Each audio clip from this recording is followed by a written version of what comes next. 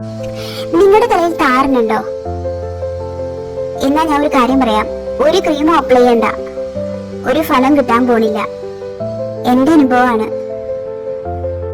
പേടിക്കണ്ട, പരിഹാരമുണ്ട്. ഈ വീഡിയോയുടെ അവസാനം ഞാൻ അത് പറഞ്ഞുതരാം കേട്ടോ, ശ്രദ്ധിച്ച് കേൾക്ക്.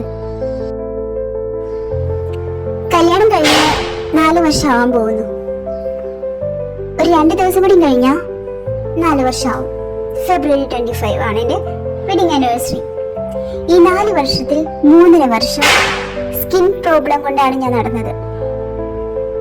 ഒത്തിരി കഷ്ടപ്പെട്ടു. കല്യാണം കഴിഞ്ഞ് ആ വീട്ടിൽ ചെന്നപ്പോഴാണ് അറിയുന്നത്, കുടിക്കാനൊരു വെള്ളം, ഭക്ഷണം വെക്കാനൊരു വെള്ളം,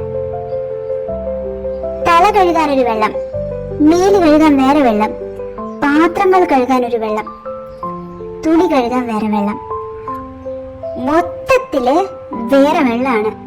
സത്യം പറഞ്ഞ വീടിന്റെ ഉള്ളില് പൈപ്പില്ല. പാവങ്ങളൊന്നല്ല കേട്ടോ, തമിഴ്നാട്ടുകാരാ.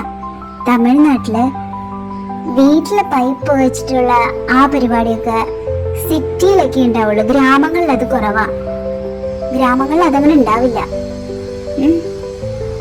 ഇങ്ങനെയൊക്കെയാണ് അവിടുത്തെ ജീവിതം. സ്വാഭാവികമായിട്ടും നമ്മളതിൽ അഡ്ജസ്റ്റ് ആയി പോകും. കാരണം നമുക്ക് നമ്മുടെ ഭർത്താവിന് ഇഷ്ടമുള്ളത് കൊണ്ട് നമ്മളത് അങ്ങനെ ആ ജീവിതവുമായിട്ട് അങ്ങനെ പൊരുത്തപ്പെട്ട് പോകും. പൊരുത്തപ്പെട്ട് പോയാലും ഒരു 3 മാസം കഴിഞ്ഞപ്പോ എന്റെ മുഖത്തൊക്കെ 3 മാസം എന്ന് ഓർക്കണം, കല്യാണം കഴിഞ്ഞ് 3 മാസം കഴിഞ്ഞ് എന്റെ മുഖത്തൊക്കെ ചൊറിയ പിടിച്ച മാറി അവിടെ ഇവിടെയൊക്കെ പാടുകള് വരാൻ തുടങ്ങി. എന്താണ്, വല്ല ഫംഗൽ ഇൻഫെക്ഷൻ ആണോ എന്ന് കരുതി മുഖമൊക്കെ മഞ്ഞളൊക്കെ തേക്കാൻ തുടങ്ങി. മാറുന്നില്ല. ഡോക്ടറെ പോയി കണ്ടു. ഡോക്ടർമാര് പറഞ്ഞു വല്ല ഇൻഫെക്ഷൻ ആയിരിക്കും എന്ന് പറഞ്ഞ് മെഡിസിനൊക്കെ തന്നു. മാറിയില്ല. ഇത് കൂടുന്നേ ഉള്ളൂ, ഒരു കാലത്തും മാറുന്നില്ല. അടുത്ത ഡോക്ടറെ കണ്ടു. ഡോക്ടേഴ്സിനെ കണ്ട് മടുത്തു ഞാൻ. ഒരുപാട് വിഷമിച്ചു. എന്നും കരയും. എന്നും രാവിലെ എഴുന്നേറ്റ എവിടെങ്കിലൊക്കെ ഒരു മാർക്ക്. ഒത്തിരി വിഷമായി. പല പ്രാവശ്യം ആത്മഹത്യ ചെയ്താലോ എന്ന് വരെ തോന്നിയിട്ടുണ്ട്. എന്നെ ഹസ്ബൻഡ് വഴക്ക് പറയുമായിരുന്നു, ഹസ്ബൻഡിന്റെ അമ്മ വഴക്ക് പറയായിരുന്നു. മുഖം നോക്കും, മുഖത്ത് എന്തുട്ടാണ് ഇരിക്കുന്നത്, മാറണില്ലല്ലോ എന്നും പറഞ്ഞ് എപ്പോഴും എന്നെ ഒരുപാട് കളിയാക്കുമായിരുന്നു. എല്ലാം സഹിച്ച് ശരിയാവും എന്നും പറഞ്ഞ് ഞാൻ ഇങ്ങനെ ഇരുന്നു. എവിടെ ശരിയാവാൻ. അങ്ങനെ പല ഡോക്ടേഴ്സിനെയും കണ്ട് എല്ലാവരുടെയും വഴക്കും കേട്ട് നാണം കെട്ട് പലതരത്തിലുള്ള കളിയാക്കലുകളും കണ്ട് അവസാനം ഞാനൊരു ഡോക്ടറുടെ ഓൺലൈൻ കൺസൾട്ടേഷൻ എടുത്തു. ഹസ്ബൻഡിനോടും പോലും പറയാണ്ടാണ് ഓൺലൈൻ കൺസൾട്ടേഷൻ എടുത്തത്.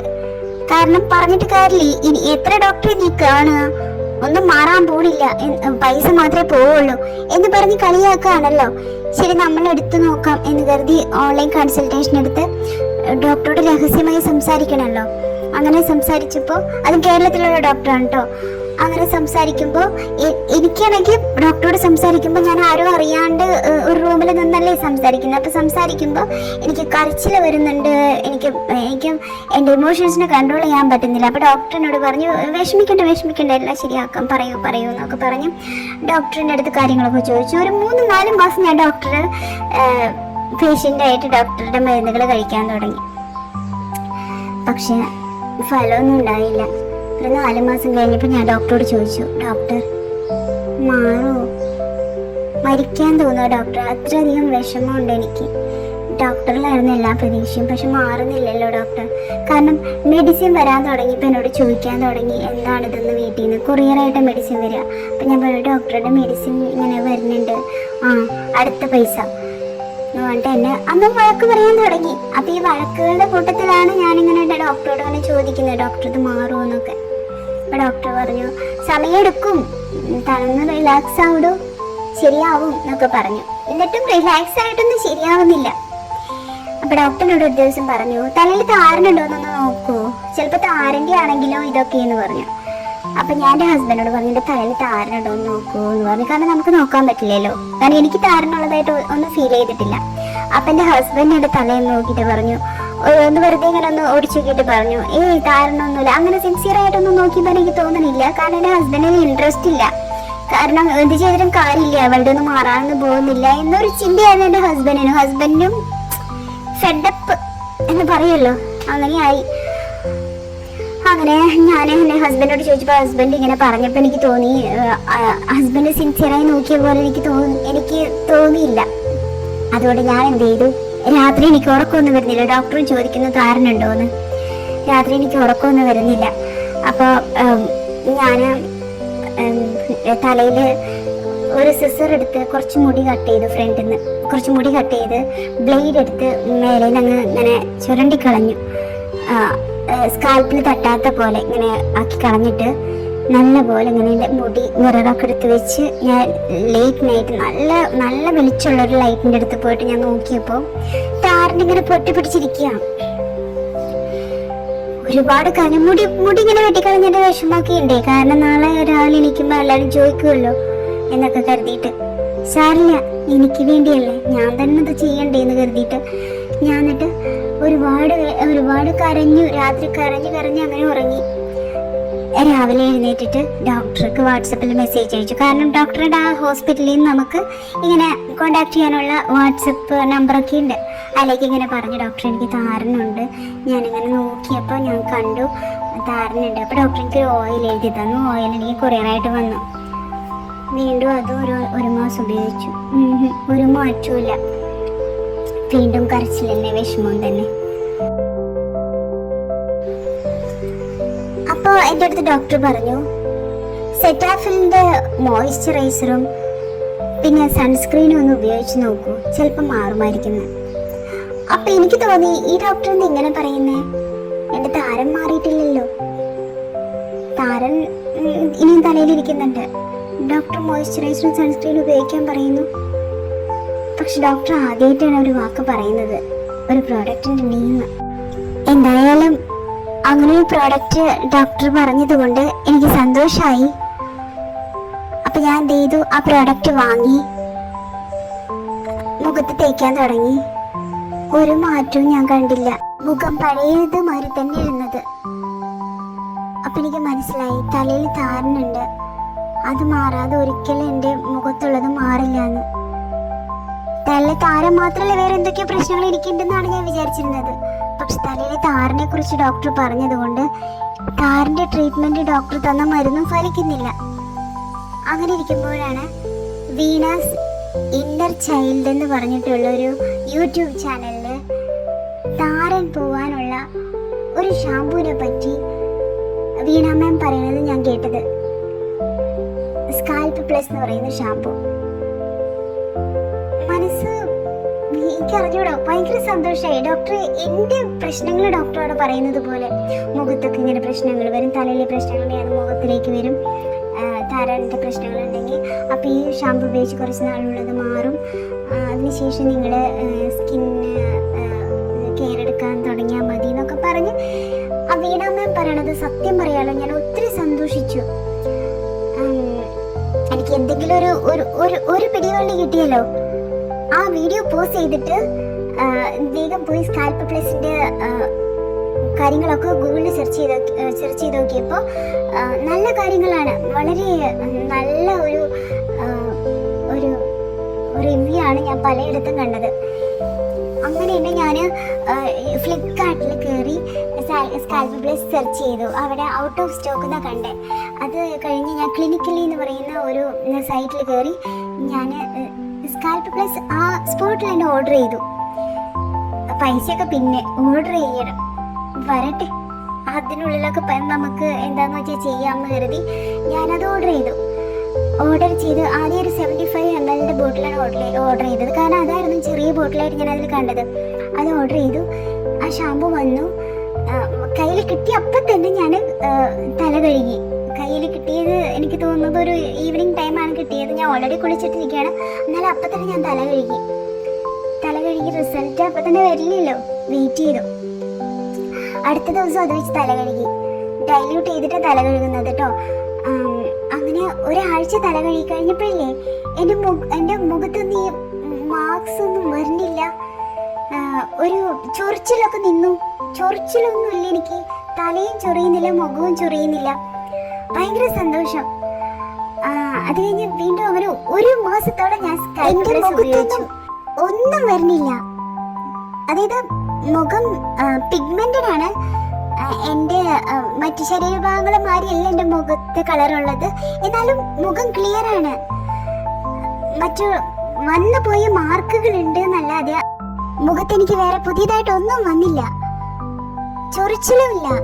അപ്പൊ ഞാൻ എൻ്റെ ഹസ്ബൻഡിനോട് പെട്ടെന്ന് പറഞ്ഞു, എൻ്റെ മുഖത്ത് ചൊറിയുന്നില്ലല്ലോ, എൻ്റെ തലയും ചൊറിയുന്നില്ലല്ലോ, ഒരു നല്ല ഫ്രഷ്നെസ് ഫീൽ ചെയ്യുന്നുണ്ട്. കുറച്ച് ദിവസമായിട്ട് എനിക്കങ്ങനെ അങ്ങനെ ഫീൽ ചെയ്യാൻ തുടങ്ങിയിട്ട്. മുൻപൊക്കെ ഞാൻ എപ്പോഴും ഡിസ്റ്റർബ്ഡ് ആയിരുന്നു. അപ്പൊ എൻ്റെ ഹസ്ബൻഡിന് പ്രത്യേകിച്ചും വ്യത്യാസമൊന്നുമില്ല. ഇവള് കുറെ കാലം ഇങ്ങനെ പറയാൻ തുടങ്ങിയിട്ട് ഇടയ്ക്ക് പറയും, ഇടയ്ക്ക് നല്ലതാ, ഇടയ്ക്ക് ശരിയാവുന്നുണ്ടെന്ന്, പിന്നെ ശരിയാവില്ല. അങ്ങനെയായിരുന്നു കേട്ടോ. സാധാരണ മെഡിസിൻസ് എടുക്കുമ്പോൾ എനിക്ക് കുറച്ച് മാറും, പിന്നെയും വരും. അങ്ങനെയായിരുന്നു എനിക്ക്. അതുകൊണ്ട് എൻ്റെ ഹസ്ബൻഡ് അത് കാര്യം എടുത്തില്ല. ഇങ്ങനെ വെറുതെ നോക്കിയിട്ട് എന്ന് പറഞ്ഞ് അങ്ങനെ ഇരുന്നു. എനിക്ക് എന്താ പറയാ, ഞാൻ ഒരുപാട് സന്തോഷിച്ചു. ടെറസിന്റെ മുകളിലൊക്കെ പോയി ഒരുപാട് തുള്ളിച്ചാടി. ദൈവത്തിനോട് ഒരുപാട് നന്ദി പറഞ്ഞു. ഇനി വരുത്തല്ലേ, മാറ്റി തരണേന്നും പറഞ്ഞിട്ട്. അങ്ങനെ 1 മാസമൊക്കെ ഉപയോഗിച്ച് കഴിഞ്ഞ് 1.5 മാസമൊക്കെ ആയപ്പോഴേക്കും ആ ബോട്ടില് തീരാറായി. അപ്പൊ ഞാൻ അടുത്ത ബോട്ടിൽ ഓർഡർ ചെയ്തു. അങ്ങനെ അപ്പോഴെനിക്കൊരു പേടി, ഇതിങ്ങനെ കണ്ടിന്യൂസ് ആയിട്ട് ഉപയോഗിക്കാൻ പാടുമോ, എനിക്ക് കുറഞ്ഞിട്ടുണ്ടല്ലോ എന്ന്. എന്തുണ്ടെങ്കിലും ഞാൻ ഗൂഗിളിൽ സെർച്ച് ചെയ്യാൻ തുടങ്ങി. അങ്ങനെ ഗൂഗിളിൽ സെർച്ച് ചെയ്തപ്പോഴാണ് കാണുന്നത്, കണ്ടിന്യൂസ് ആയിട്ട് ഉപയോഗിക്കരുത്, കുറച്ച് നാൾ ഉപയോഗിച്ചിട്ട് പിന്നെ നമ്മൾ വീക്ക്ലി 2 പ്രാവശ്യമൊക്കെ ഉപയോഗിക്കണം, അങ്ങനെയൊക്കെ ഞാൻ കണ്ടു. അപ്പം ഞാൻ മൈൽഡായിട്ടുള്ള ശാപനങ്ങൾ വാങ്ങിച്ചു വെച്ചിട്ട് അത് പിന്നെ ഉപയോഗിക്കണം മറ്റുള്ള ദിവസങ്ങളിൽ എന്നൊക്കെ കണ്ടപ്പോൾ അതേമാതിരി ചെയ്യാൻ തുടങ്ങി. എൻ്റെ സംസാരത്തിലാണ് നിങ്ങൾക്ക് ആ സന്തോഷം അറിയുന്നുണ്ടാവും. അങ്ങനെ പിന്നെ ഞാൻ ഫോളോ ചെയ്യാൻ തുടങ്ങി. അപ്പം എൻ്റെ മുഖം ഇങ്ങനെ വളരെ കറുപ്പെനിക്കൊരു പ്രശ്നമായിരുന്നില്ല. കാരണം എൻ്റെ പ്രശ്നം മാറി കിട്ടിയല്ലോ. എനിക്ക് കളറോ അല്ലെങ്കിൽ ഭംഗിയല്ലായിരുന്നു എൻ്റെ പ്രശ്നം. എൻ്റെ പ്രശ്നം എന്ന് പറയുന്നത് മറ്റുള്ളവർ എന്നെ ഈ മുഖത്ത് വന്നിട്ടുള്ള കാരണങ്ങൾ കൊണ്ട് എനിക്ക് എന്നെ അപമാനിക്കുന്നതും, ഇപ്പോൾ ഒരു ബസ്സിൽ കയറുകയാണെങ്കിൽ പോലും എന്നെ നോക്കുന്നതും ഒക്കെ എനിക്ക് ഒത്തിരി വിഷമമായിരുന്നു. ആ ഒരു പ്രശ്നങ്ങളൊക്കെ ഇപ്പോൾ മാറി കിട്ടിയല്ലോ എന്നുള്ളൊരു സന്തോഷം. ദൈവത്തിനോട് ഒത്തിരി നന്ദി പറഞ്ഞു. അങ്ങനെ അതിനുശേഷമാണ് എനിക്ക് തോന്നിയത്, ഇനി മുഖമൊക്കെ ഒന്ന് പതുക്കെ ശ്രദ്ധിക്കണം. കാരണം വേണമല്ലോ, ഒന്ന് ശരിയായല്ലോ, ദൈവം സഹായിച്ച് ഇതൊക്കെ ഒന്ന് ശരിയായിട്ടുണ്ട്. ഇനി നമുക്ക് ഡോക്ടർ പറഞ്ഞ് സെറ്റാഫിലിൻ്റെ മോയ്സ്ചറൈസറും സൺസ്ക്രീനും ഉപയോഗിക്കാം എന്ന് കരുതി.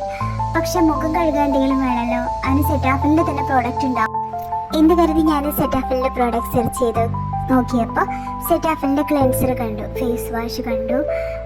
വിലയുണ്ട്, എന്നാലും സാരില്ല, നമുക്ക് ഒരേ പ്രോഡക്റ്റിനെ ഉപയോഗിക്കാം. അങ്ങനെയൊന്നും ഉപയോഗിച്ച് പരിചയമില്ലാത്ത ഒരാളാണ് ഞാൻ. ഫേസ് വാഷൊന്നും ജീവിതത്തിൽ ഉപയോഗിച്ചിട്ടില്ല. ഫേസ് വാഷ്, മോയ്സ്ചറൈസർ, സൺസ്ക്രീനൊന്നും ഉപയോഗിച്ചിട്ടില്ല. ഡോക്ടേഴ്സ് പറഞ്ഞിട്ടുണ്ട്, പക്ഷെ എനിക്കത് ഉപയോഗിക്കുമ്പോൾ വൈറ്റ് കാസ്റ്റ് വരുന്നത് കൊണ്ട്, മേക്കപ്പ് ചെയ്ത പോലെ തോന്നുന്നത് കൊണ്ടൊക്കെ എനിക്ക് മേക്കപ്പ് ചെയ്യാൻ ഇഷ്ടമില്ലാത്ത ഒരാളാണ്.